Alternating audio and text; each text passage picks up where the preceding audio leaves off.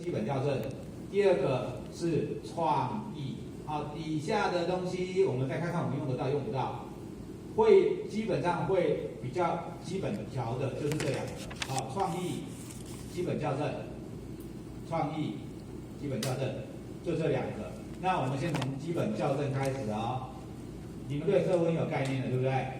好，那我们来先调。当你的画面你会发现蓝蓝的不好看，怎么办？动它的色温，这边有一个色温，有没有？这个就是我们讲那个2500K 到9000K 的那个东西啊。但是呢，它更人性化一点，它就直接把颜色秀给你看。你看着哦，我把它往这边拉，暖色系，对，变黄了。如果你觉得它还不够蓝，你给它忧郁到极限，冷色系。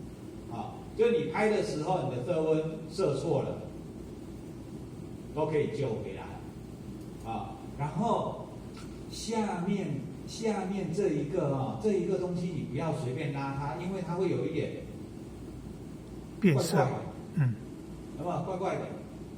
到中间你会发现到中间比较正常，只要往两边跑都怪怪的。这个东西是给你修正用的，我们一般放在我们就是放在零的地方，就是原始。好，什么时候修正？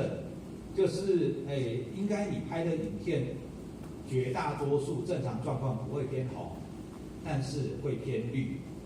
什么时候会偏绿？就是像这种日光灯的时候，任何的日光灯 ，LED 日光灯例外啦，只要传统的那种日光灯管拍出来，除非你的手机或你的相机的自动白平衡非常厉害，那你拍出来就会是正常的。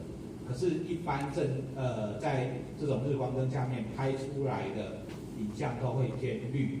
你就到这个其实它想写色彩，我们一般叫做色相，我们叫做色相。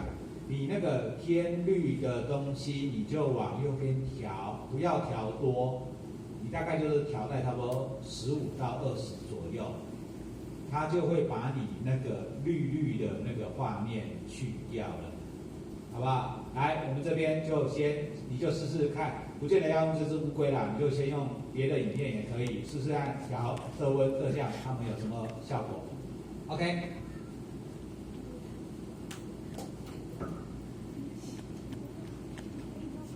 现在有